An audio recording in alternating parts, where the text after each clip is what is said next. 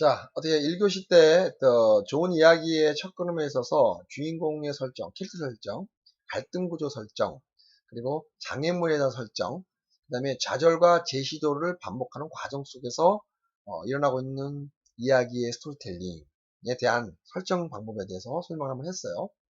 자, 너무 어렵게 여러분들 고민하지 마세요. 그냥 현재 내가 쓰여져 있는 이 환경 안에 주인공 캐릭터가 어떻게 설정되어 있지? 갈등 구조는 뭐지? 그거를 여러분들이 현재 싸고 있는 요 아이템의 뭐 A4 용지 반잘 정도가 보면서 동그라미 치면서 찾아보세요. 캐릭터는 참. 그러면 내가 만들어낸 이야기 구조가 잘 됐는지 안 됐는지를 내 스스로가 자아로 평가할 수 있어요. 그러면 수정 보완이 되겠지. 그런 갈등 구조는 뭐야? 갈등이 뭐지? 여러분들 작품들 지금 거의 15년째 작품의 제작 커멘트를 해보지만 이런 거를 캐치를 잘 못해서 오는 시나리오도 되게 많아요. 나중에 가장 여러분들이 범하는 환경은 뭐냐면 그냥 정보 전달형 드라마tur기가 만들어진다. 대부분 안. 가장 안타까운 건 뭐냐? 가장 안타까운 건 이쁘게만 보여주려고 하고 스토리텔링을 멋있게만 보이려고 하는 것도 어떻게 보여지는 것 같아요. 그거는 엄청 위험한 거예요. 엄청 위험한 거예요. 이거를 여러분들이 좀 알았으면 좋겠다. 진솔함, 디테일, 이러한 것들이 우리가 여러분들 작품이 살아나는 길이다. 그래서 일반인 유튜브나 지금 만들어내는 뭐 홍보 영상이나 그 다음에 우리가 지금 너무 많은 영상들이 만들어지겠죠. 그런 영상들과에 대한 차별화가 있다고 하면 이런 것들이라는 거죠. 영상 한 개에 단 10초를 찍더라도 그 안에 들어가 있는 미장센의 디테일을 살릴 수 있다면 그것이 우리가 살아가는 지름길이라는 거죠. 그래서 나는 웬만하면 한 씬의 컷을 많이 만들어내는 거를 반대해요. 또 대사 중심의 스토리텔링을 반대해요. 하지 말라는 얘기가 아니라 지향하지 않는다는 얘기죠. 그 이유는 여태까지 쌓아온 경험에 의해서 얘기하는 겁니다. 나는 대사가 많이 줄이라고 맨날 지금도 마찬가지야. 3학년, 4학년 졸업 작품도 마찬가지야. 대사를 없애라는 거죠. 대사를 없애. 왜? 대사가 만들어진다 그러면 자꾸 상황을 설명하려고 하거든, 대사가 상황을 설명한 지역이 가면 그 작품은 퀄리티가 떨어진다는 얘기를 하고 싶은 거예요. 대사로 절대 설명하면 안 됩니다. 대사는 대사일 뿐이야. 그 대사 있으면 대사 치지 말라고 하는 거지. 그 다음에 갈등 구조들이 없어. 그냥 이야기를 흐름에 그냥 가는 거야. 그러다 보니까 자꾸 보는 사람들로 하여금도 그렇고 모든 사람도 그렇고 불편한 거야. 뭐는 얘기하는 거야 대체. 장애물 설정 당연히 만들어냈죠. 이런 과정들. 자, 이제 1교시 때 여러분들한테 강조했던 내용들 다시 한번 정리해보면 주인공 설정, 갈등의 설정, 장애물의 설정, 좌절과 제시도의 과정에 대한 반복들, 이거를 갖다가 도움 만들었어요. 그러면 자 봅시다. 처음에 이제 아까 처음에 봤던 캐릭터 설정에 대한 얘기를 캐릭터 설정. 캐릭터에 대한 창조는 굉장히 중요한 거라고 생각해요. 스토리가 없어도 캐릭터 하나만 독특하게 만들어내도 이야기는 됩니다. 재밌는 얘기가 돼요. 또한 깊이 있는 게 돼요.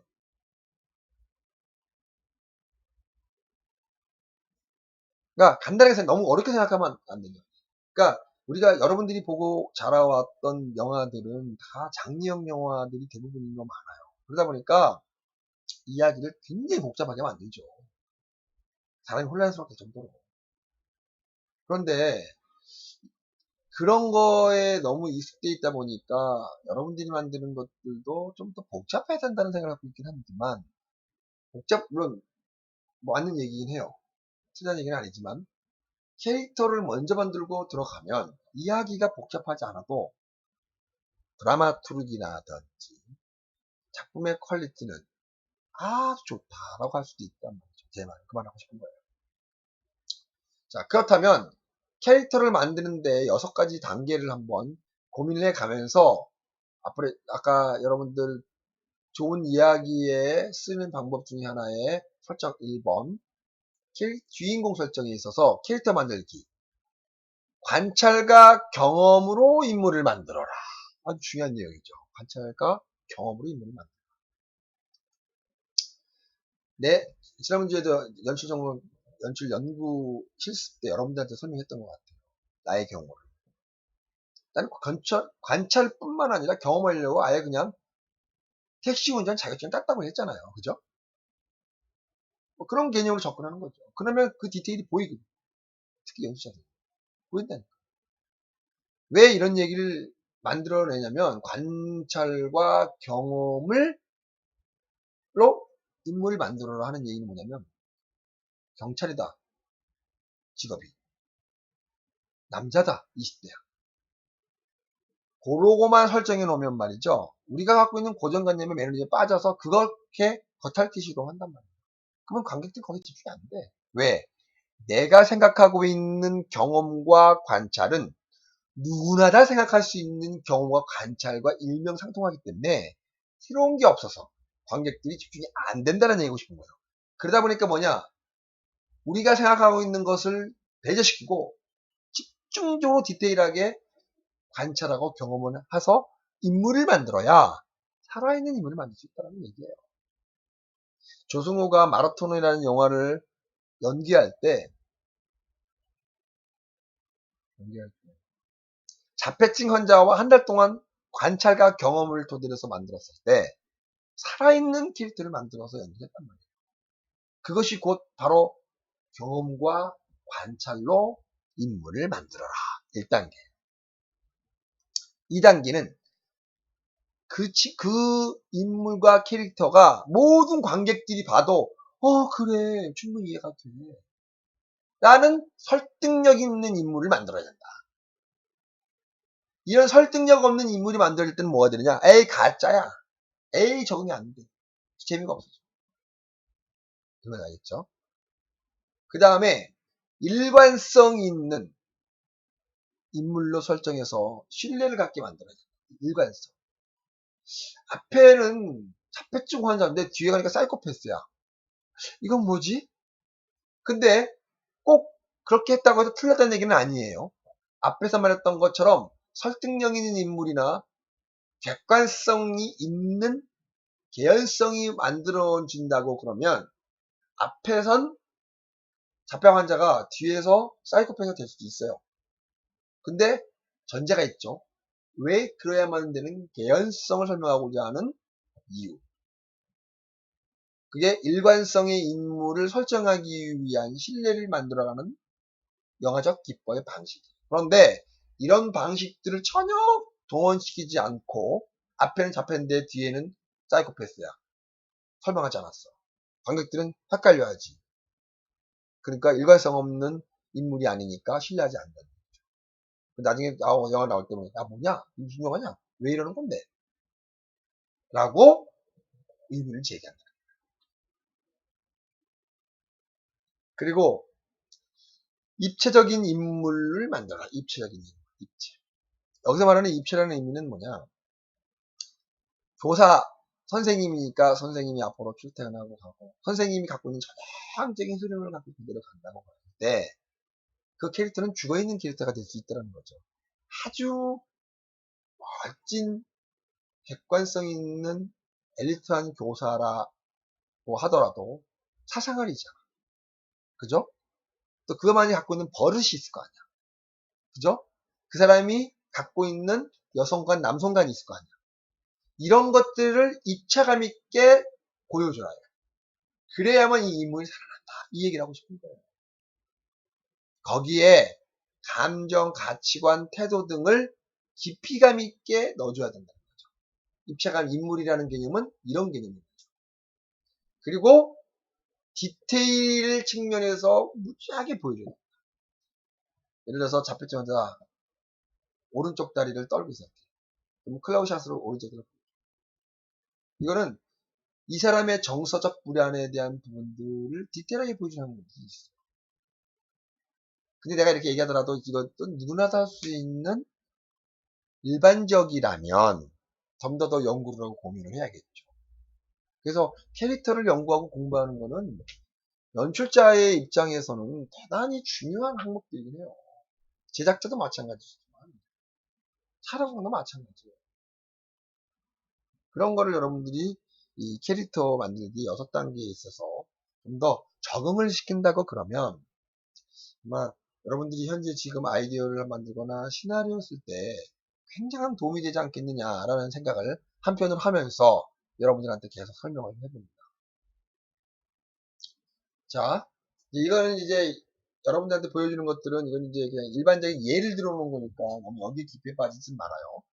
자, 주인공의 이야기의 핵심이자 원동력의 경우는 1인.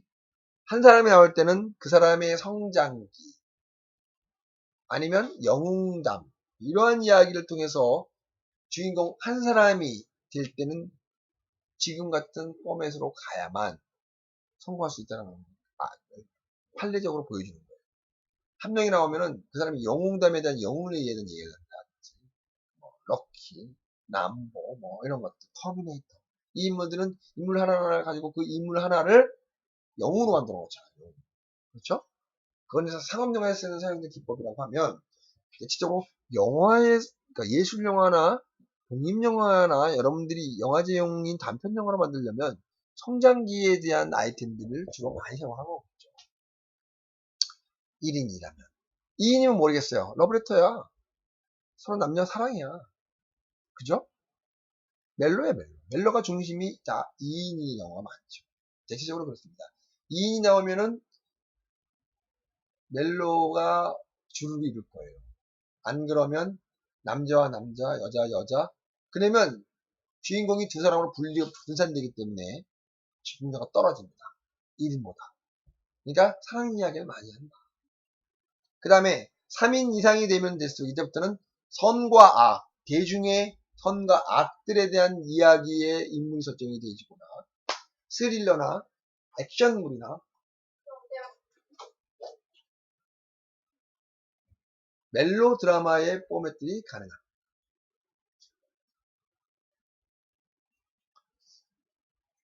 야, 어떻게 생각하십니까? 인물의 설정.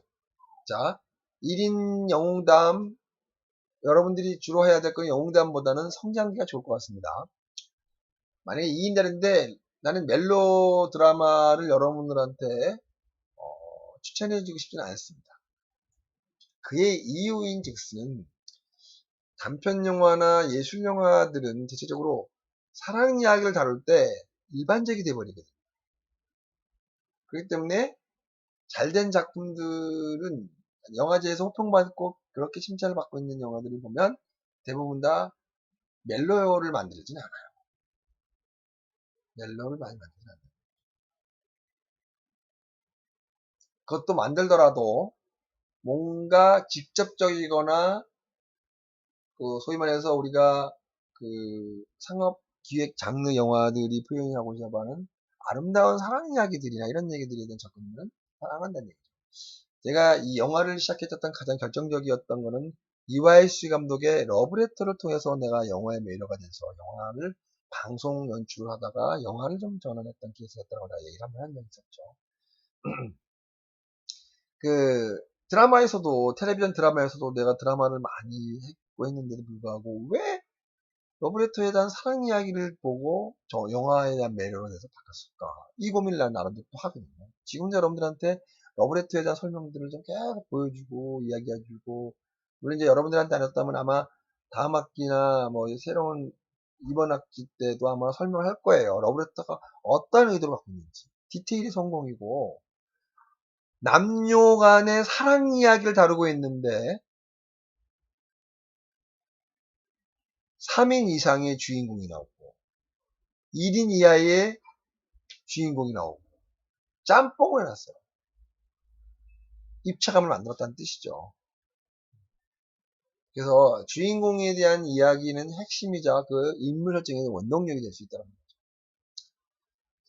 그리고 이런 1인, 2인, 3인이 어떠했든 간에 문제를 만들고 그 문제에 대한 시도와 제시도를 하면서 만들어내는 것은 갈등의 근본적인 문제가 만들어질 때 비로소 캐릭터가 살아나는 거야. 살아나는 거야.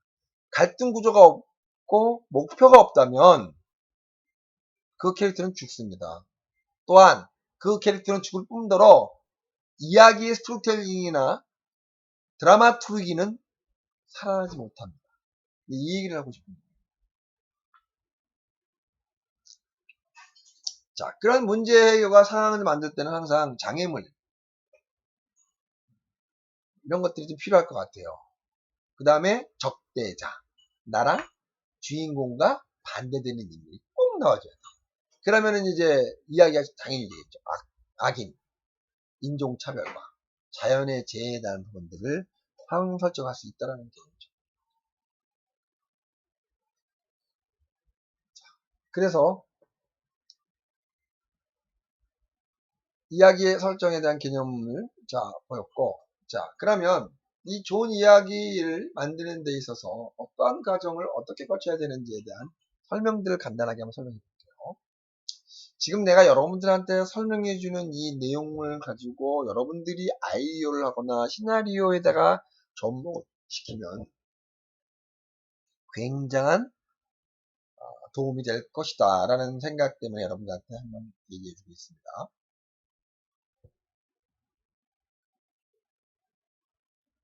자, 갈등과 사건에 대한 해결. 갈등 구조가 없는 거는 영화로서의 생명이 없다라고 할 수도 있을 정도로 필요하죠. 갈등 구조가 없는 영화가 뭐가 있을까요? 한번 고민 한번 해봅시다. 있을 거예요. 갈등 구조가 없는 영화. 뭐가 있을까요? 생각이 잘 안 납니다. 그 정도로 없다라는 뜻이죠. 갈등을 통해서 주인공에게 좌절을 주고 그 좌절을 통해서 관객이나 시청자가 공감을 해줘야 돼요. 불쌍하구나. 안타깝다. 그죠? 그런데 그 좌절로 끝나면은 화나. 관객들은 짜증내. 장난해? 그렇지 않아도 지금 내 현실이 어렵고 힘들어 죽겠는데 내가 저거까지 보면 스트레스 받아야 돼? 라는 부담을 가질 수 있어서 그거를 해결하기 위해서 노력하고 고민을 하는 그런 과정의 원동력이 되는 거죠. 그런 다음에 해결하면 그때 카리스마와 클라이막스를 통해서 카타르시스를 확 느끼게끔 만들어주는 결정적 역할을 해준다는 거죠. 갈등 구조들이. 이러한 갈등과 사건의 구조를 형성시키려면 주인공이 목표가 있어야 돼. 왜 주인공이 여기 등장했는지에 대한 목표를 설정해주면 이런 갈등 구조나 사건 구조는 자동적으로 생기게 할 필요가 없어요. 내가 만들었던 영화 중에서 호평을 받았거나 각종 영화제에서 상 받고 또 방송 나가기도 하고 돈도 벌었던 작품들 대부분 다 주인공이 목표가 있어요. 주인공이 1인이에요. 지저사나이, 죽어라지 마 영화 두 개 다 똑같아요. 죽어라지 마다 뭐 여러분 보면 알겠고 지저사나이 보면 알겠지만 물론 지금 어떻게 인터넷에서 다니고 있는지는 모르겠습니다만 보면 목표가 있어 주인공이. 아까도 설명했지만 하나는 군대를 가지 않으려고 별 흉내를 다 내는 과정 속에서 갈등 구조 형성돼. 안 돼. 속아치라니까 또 안 돼. 이 갈등 구조야, 갈등 구조. 하려는데 안 되는 장애물이 생기는 거지.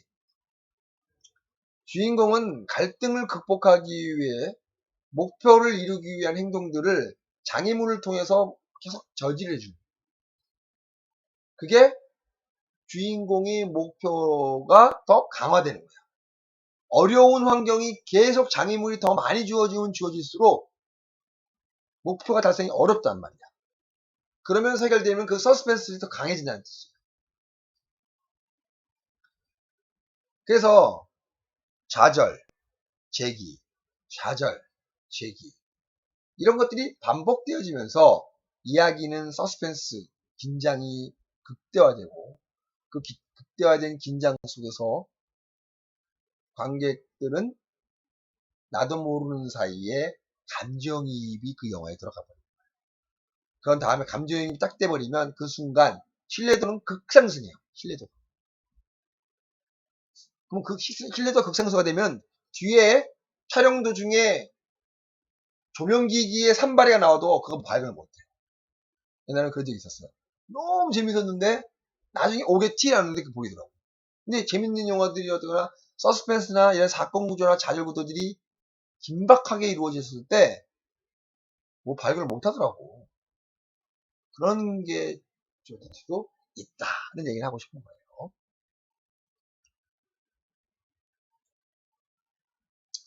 그 다음에 인물의 타당성에 대한 부분을 합니다. 감정, 인물에게 감정이입이 되려면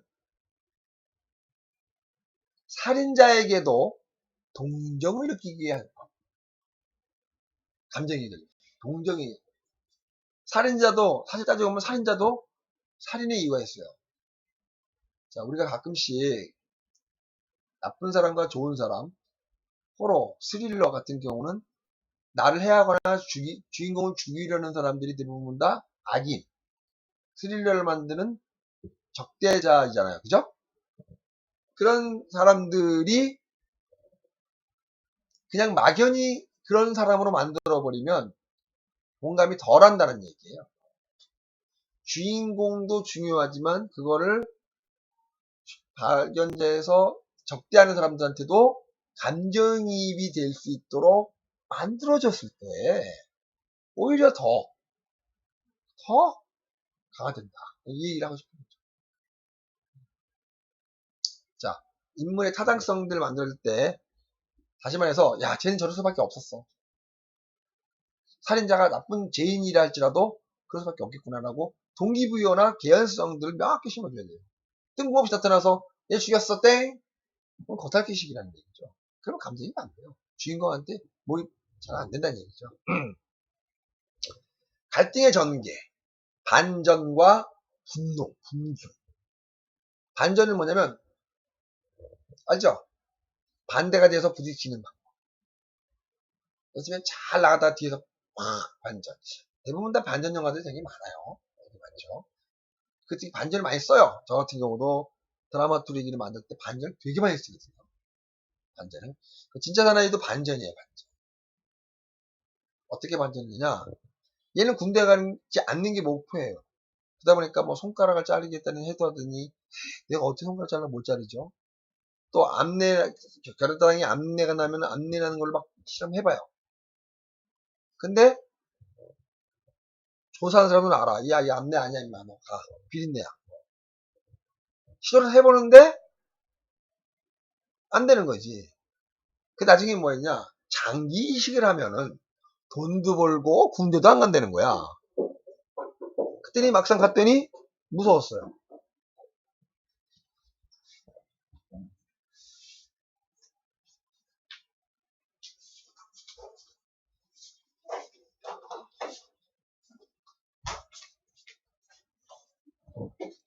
무서웠어요. 그러니까 나중에 어떻게 됐느냐? 그 사람들이 무서움을 도망가야 될 방법은 군대를 들어가는 방법이 없어요. 왜? 군대 들어가면 그 사람들 안 지키니까.